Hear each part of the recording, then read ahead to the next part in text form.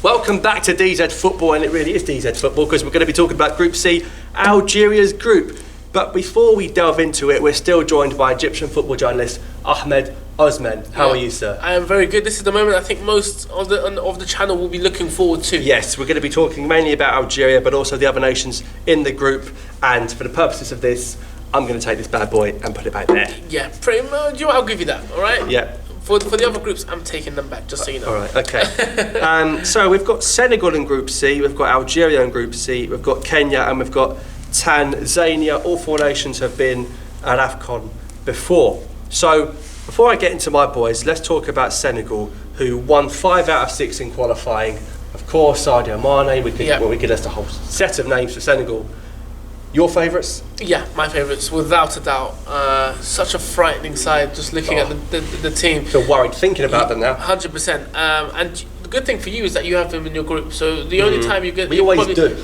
Well, that's a good thing, in my opinion. Looking at that now, you probably next time you'll see them after the group game is in the final. The final. If you do reach the final. If we get out the group, you think? Yeah, exactly. Yeah. Well, I think it's safe to say you're going to get out of the group. Let's be honest with that. However, looking at Senegal in general, I've mentioned one of my main winners, one of my main favourites to win the competition, of course. And one of the players actually I love watching in the Premier League, and someone definitely to watch out for, is Gay, Idrissa Gay. Lovely player, has everything, has a tank, has the quality to man-mark players, glides across the pitch, and it's going to be interesting to see how he fares. PSG were linked with... they made I think a massive move for him. I think 30 or 35 million pounds, which is a big call actually, because they have a big scouting network in Paris Saint-Germain, and the fact that they picked him out surprised me, because he hasn't really been linked to any other side, any big sides. But when I saw that and I started watching him, he's a quality player, and I think he's one of their main men. One of their main men going into the competition. Another one, by far, one of the best defenders in Europe at the moment, Koulibaly. Just adore watching him. I'll tell you what, he's going to leave Napoli for sure. I adore watching him. He is absolutely stunning. I actually watched him against Liverpool in the Champions League. Yeah, and what a beast. He had everyone in his pocket. But that front three didn't breathe. Well, he would have been playing against Mane. Exactly, yeah, and they're very good friends. So we always mention it going into big competitions. You need to have a spine, and they have that spine. They got Koulibaly, they've got in midfield Idrissa Gay and Kouyaté. Of course, you know him as a West Ham fan. I tell you what, they've got so many top players. Exactly, and then going just ahead, quality Mane, who's having his best season. Niang. Yeah, Niang. Oh God, this is, it really is frightening. This is not. I feel scared. Now, Egypt and Senegal, for me, are the two favourites. Okay. We spoke about Egypt when we were doing the Group A video, but Senegal, have they got, fair to say, the best squad on paper? They have the best squad. They have the most, I think, quality players playing in Europe, who play in a high level in terms of the leagues they play in. The Italian league, the English Premier League. It's just so intense, so fast paced. So even if the game does get stretched for them, they'll be comfortable with that, and that's the worrying part actually. Mane is having his best season. He is very underrated as a footballer. Extremely. He is only second top scorer in the Premier League. He's a top player, and I'm worried about him with Algeria being in this group as well. I think we're going to have some big problems playing this. Yeah, they're my favourites to win AFCON. Yeah, I think Senegal. He wouldn't be surprised to see them as the bookies' favourites either. Alongside Egypt, I still don't believe Egypt are favourites. Maybe I'm trying to take the pressure off Egypt a little bit. You definitely are, because you think you're not going to lift this. Yeah, however, yeah, they frighten me just thinking about it. So it's anything below a semi-final for Senegal is a huge failure, in my opinion. It's a massive failure. In my opinion, they have it all to do in AFCON, but not necessarily. It hasn't always happened like that in AFCON. When you have the big names, it doesn't necessarily mean you're going to win the tournament. We saw Ivory Coast, that golden generation, Drogba, Keita, Abdelkader Keita. It's just Touré, Touré. Kalou. Yeah, it's sad that they don't win anything. Exactly, and so sometimes when they get to Africa, they don't perform well together. And the big challenge for the Senegal side is: are they going to link together in this big moment, or are they just going to be a group of individuals, which we'll see in AFCON? Now, we talk about failure. Senegal have never won AFCON.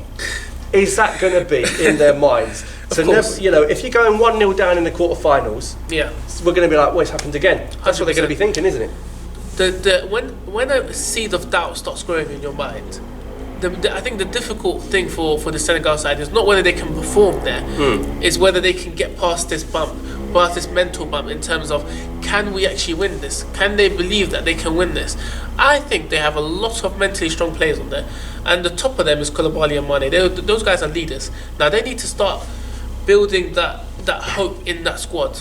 They have a good squad. I think a good squad is being nice. They have a stunning squad. A squad of failures. If Mane comes second in the Prem, failures is harsh. Koulibaly comes second in Serie A. Maybe they just don't have the experience of winning, and that's another great point you've just made. How many of that squad have actually won anything? They're great players. They had a good World Cup, even though they went out of the group stage. They got 4 points. They should have actually qualified in my opinion. It was a very harsh. It was yellow cards. I think. Well, the yellow cards. Ridiculous. Yeah. Now that is something that's probably a topic for another video. That's outrageous. But that was shocking. And they should be in the next round of the World Cup, which tells you a lot about this team. How far could they have gone actually? Well, I think if you look at the way the draw panned out, and you look at the ride England had, Senegal could have quite easily caused the issue for England, in my opinion. But nonetheless, I think they are the best team at the tournament, and I think I only put Egypt ahead of Senegal because Egypt are at home. Exactly, and that's the host aspect, the fans, everything about it puts Egypt on there automatically. That's natural, that's normal. However, looking at it as teams, Senegal are way past Egypt in terms of squad quality. Really is. And if they do get if they play each other, I would worry. I really would worry. Well, that's when the fans have really got to make their voice heard. Exactly, and we've seen the 80,000 fans of Egypt, when they get behind, that could be a brilliant game. That really is. I hope that's the final actually. It'd be a great final, wouldn't it, if it was Senegal Egypt? Yeah. I think really would be best team wins. 100%. But anyway, nonetheless, that's Senegal. Got a lot of time and respect for Senegal. Great people, nice people, great footballers. Work hard. Hopefully they'll go far in the cup. Yeah. Now, 100%. let's get serious. Yes. Because we're talking about the best team in the world. Okay. In Algeria. So, people have been telling me. Go ahead. People have been trying to tell me when I reacted to the group that Algeria could actually beat Senegal. Not a chance, guys. We are nowhere near beating Senegal. Okay, we are going to come second. I think we're going to have a tough game against Kenya, a tough game against Senegal, and then we'll smash Tanzania. That's what I think. So I think Algeria will be coming second to Senegal in this group. I don't think it's Mahrez or bust. I think we have good players. We've got Bounedjah, we've got Goulam, we've got Brahimi, we've got Belfodil. We've got more than enough to get second place, but Ahmed here thinks Algeria are actually one of the favourites for the competition. Now you tell me, looking from the outside, why? Okay, and I'll be honest with you. I don't know why necessarily Algeria as a nation put so much stick on this team. I think you have had a few issues with managers, safe to say that. Yeah. However, looking at the team now, you've got some proven talents in there. And I know I've mentioned this a few times, maybe a few Egyptians won't be happy with what I might say, but Mahrez, in terms of potential and quality, and what he could have brought if he reached his potential, could have been at the level that Mo Salah is, even better. He had the potential to be world class. Has Mahrez made the wrong career move? Yes and no, because if you're looking at it in his point of view, he wants to get a big move. Yeah. Now, the teams that you would have probably wanted him to go to, Arsenal, Chelsea, Tottenham possibly, a step up from Leicester, don't want him, unfortunately. That's an error from their point of view, in my opinion. He's a quality player. Now, when the Premier League champions come calling, you have to go. You don't say no. You don't say no. Unfortunately, I'm a United fan. It's tough for me to even say that, but United City are a brilliant side. But when you look at it from our point of view, looking at him making that move from Leicester to Man City, we knew before he left he was going to struggle to get in that team. Yeah, but it was a title-winning team.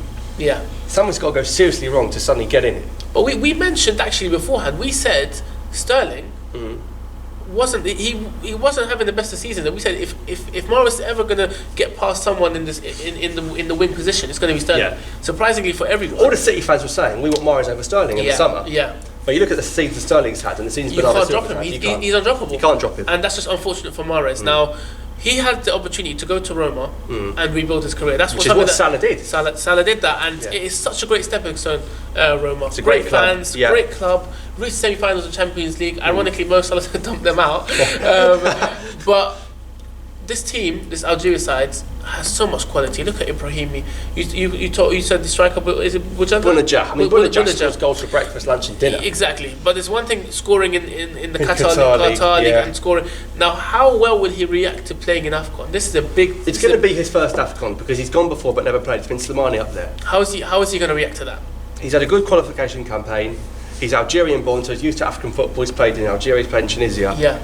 And he's going to be playing in Egypt, which is very similar to Qatar in terms of pitches and atmosphere. So I think Bounedjah is going to be the one to watch from Group C.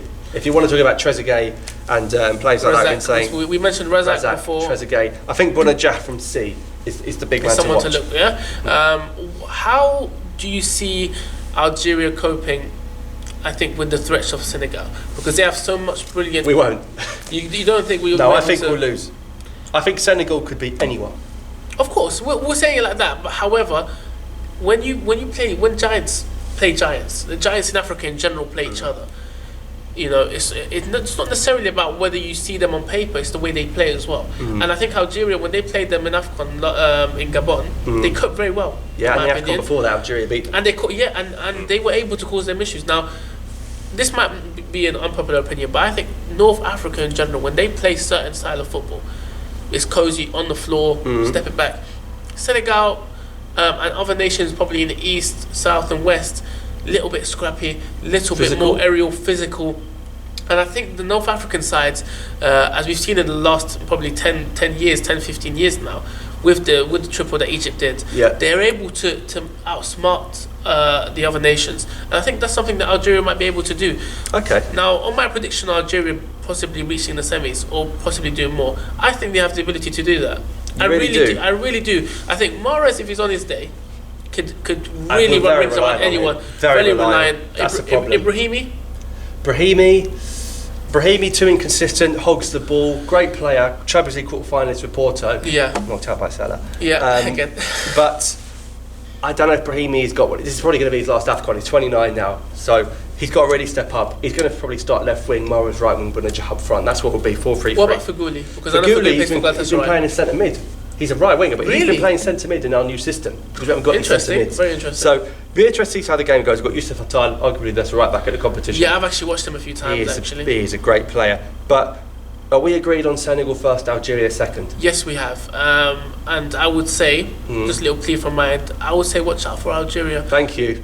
I'm just saying. I'm not trying to. Yeah, exactly. So, it's going to be a great group to watch, especially that encounter between Algeria and Senegal. But it will be Senegal. Is that the game of the group stage? Yes. Without a doubt, in my opinion, it's going to be Senegal first. It's going to be Algeria second, and you could possibly see Algeria playing one of the third position teams, possibly, and being able to get a little bit of a free pass into the next round. Maybe. Now, before we move on to Kenya and Tanzania, because if you've come from Kenya or Tanzania, you're looking for your team. We'll speak about them in a second. If Algeria finish second, they will play second from Egypt's group. Is that what has been? That is the permutation. So Algeria DR Congo is a very likely last 16 game. Oh, okay. Can Algeria beat DRC? Yeah. Because for Algeria, it's going to be like, if we don't want to play DRC, we've got to try and beat Senegal and get first. Okay. I'm going to try and get that idea out of your mind because that's not happening. Okay, right. That's the first thing. We're playing DRC. Forget about it. Or Uganda. All right. I still said that Uganda, DRC. Well, we'd love that. Yeah. Sorry. Yeah. If you're Ugandan, right? We'd love it. Exactly. But DR Congo are a very good side, and they cause issues for Tunisia.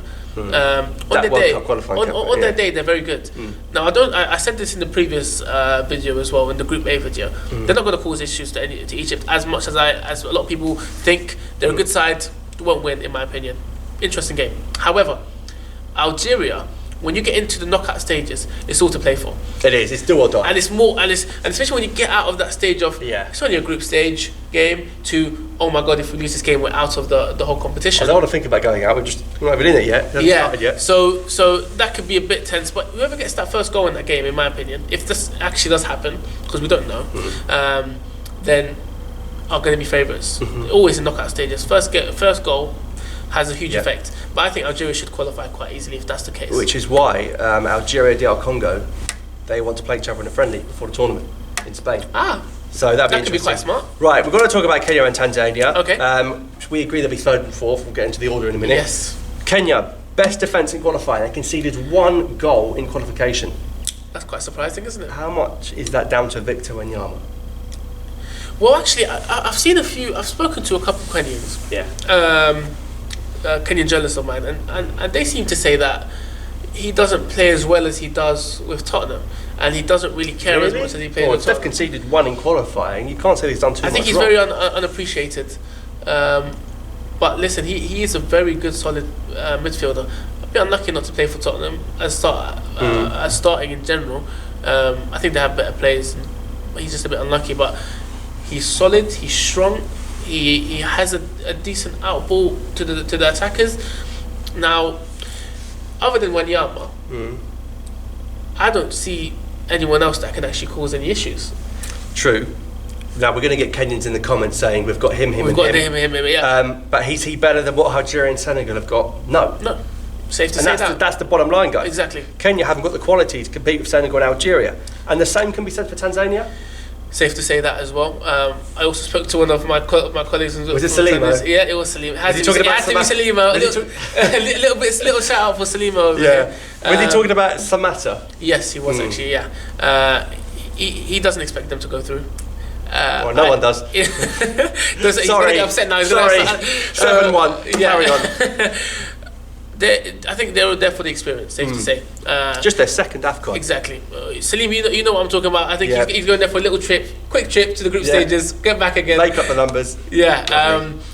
It's going to be a great experience for them. And the way you get into becoming a big nation in Africa, to become a really big what's the word, improver in Africa as a football team, is you need to experience these competitions. And Tanzania will really appreciate this. They need to go there, have fun. Just go enjoy yourselves. Enjoy it. Go have enjoy a great it. time. Exactly. It does feel. Because I know Algeria are going to have a great time against them. Yeah. Let's just say these nations are going to be a little bit more relaxed than us Egyptian fans or Algerian fans, because the expectations are very high. However, I told you this the other day. World Cup teams, big World Cup teams, Brazil, Germany, Spain, when they get African teams in groups, do they think the same thing? In my opinion, I believe they do, and that's a bit rude. I do get a bit annoyed about that, actually. That's disrespectful. So that's why I don't want to say Tanzania go have fun and go, because at the same time I do mean it, because it's a big deal. They should enjoy the tournament. However, also go try to impact that group. Go try causing an upset. Make a name for yourself. It's funny because we mentioned, and we did a podcast before 2017. I don't know if you remember, and we said Guinea-Bissau. They're not going to do anything. Well, that was their first AFCON. Exactly, and that wonder goal was their moment. Now, could Kenya and Tanzania have that moment? That's Samatta. Could Samatta just dribble past 5 players and set them up? Listen, against Algeria, anything is possible. Anything is possible. But it's safe to say, sorry, Salima, that Tanzania will probably finish. They've done well to get there. I think 100%. It's a big step forward for them to be at the tournament, and they should enjoy it. Do you know what's safe? It was funny. They beat. I'm pretty sure they beat Uganda in the last game 3-0. Yes. Now, Uganda aren't no slouches. But Uganda were already qualified. I think that's what it was. Maybe, but that still is a big deal. It's a big result. But it's a big deal, and if they're able to at least create a little bit of that quality and try to score goals, I really hope they don't try to just park the bus and try to put 10 men behind the ball. Go and attack. Go and have fun. Go and cause issues. Go and score goals. Put it underneath so you can underneath the books of history. So then they look down and they say, I was Tanzanian. I scored an AFCON. That's a big deal. So he will go down in Tanzania. In Tanzanian history, African football history, for sure. Right, it's time to summarise, and we pretty much said Senegal are going to come first and Algeria are going to come second. 100%. Who's coming third?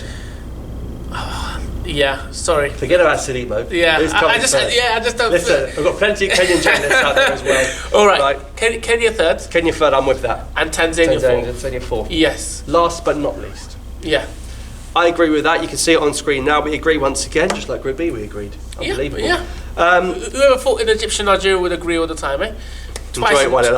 Yeah. You can see it on the screen right now. Let us know in the comments who's coming first to fourth. I know the Kenyans and the Tanzanians. If you think your team's good enough, tell us why. And can they do damage against Algeria or Senegal? No. So that's the group. You're allowed to answer your own question. I think they'll be able to, maybe one of them score a goal against Algeria.